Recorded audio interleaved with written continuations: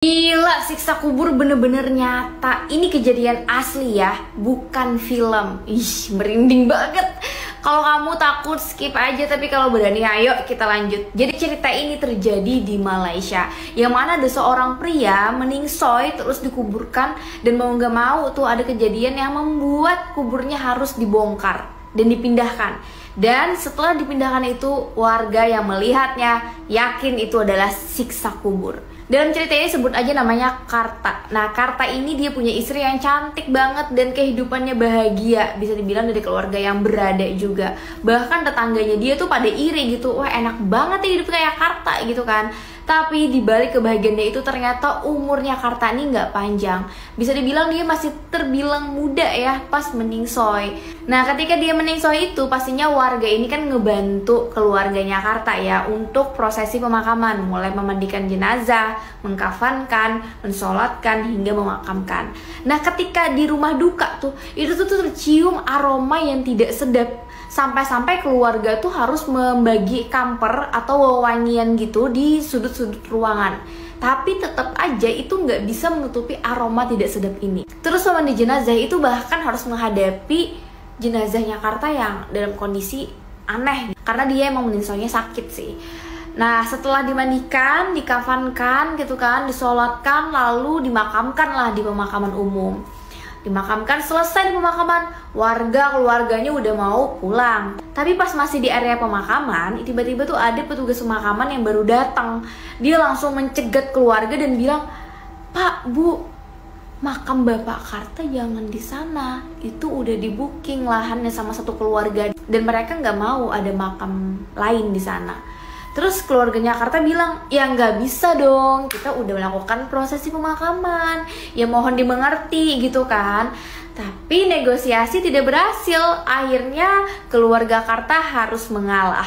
Lalu dilakukanlah pembongkaran makam, yang mana makamnya Karta harus dipindah ke area lain walaupun masih di pemakaman yang sama. Ketika dilakukan pembongkaran tersebut, betapa terkejutnya keluarga Karta dan warga tetangga yang hadir pada saat itu melihat hal yang sangat aneh. Jadi jenazahnya Karta itu, kain kafannya tuh udah berubah warna menjadi abu-abu kehitaman.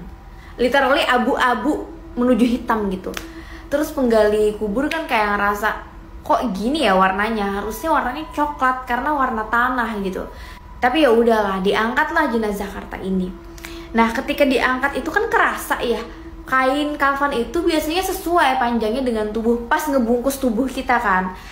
Tapi itu tuh kayak bersisa, seolah-olah badan Karta ini mengecil. Ketika sudah diangkat, dibukalah nih kain kafannya Karta. Betapa kagetnya semua orang yang di sana melihat kondisi Karta yang udah mengerikan banget.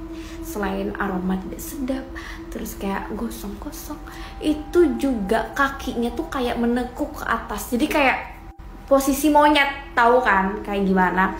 Kayak gitu. Lalu udah jangan diperpanjang gitu kan. Dilanjutkanlah pemakaman ulang untuk si Karta. Pulanglah nih keluarga sih rasanya aduh sedih ya. Tapi warga mereka jadi bahan omongan kayak, kenapa nih Karta? Karena semasa hidup Karta ini dikenal pria yang baik. Maksudnya dia tuh bukan pembuat onar gitu di masyarakat. Ya baik-baik aja orangnya. Pas gosip-gosip kayak gitu, satu warga yang rumahnya tepat di samping rumah Karta itu bercerita, menurutnya dosa yang menyebabkan Karta seperti itu adalah durhaka kepada ibunya. Yang mana warga berpendapat itu adalah siksa kubur bagi Karta. Oh my god. Kata tetangganya Karta, ketika ibunya Karta ini pindah ke rumahnya dia, ibunya ini sering berantem dengan menantunya alias istrinya Karta.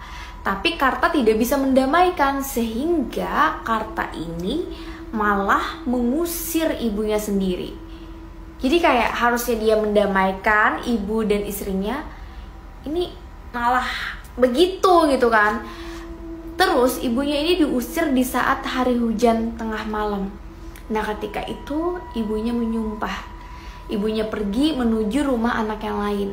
Dan sejak itulah Karta itu jatuh sakit. Selama 9 bulan dia itu berobat medis bahkan sampai ke paranormal, pengobatan alternatif, nggak ada yang bisa menyembuhkan Karta. Bahkan perut itu semakin besar dan membusuk gitu. Yang lama-kelamaan dia meningsoi kan. Makanya aroma tidak sedap itu ada di tubuhnya ketika meningsoi itu. Nah, karena dia sakit tadinya. Nah, menurut si warga, ya bisa jadi itulah dosa yang menyebabkan Karta mendapat siksa kubur.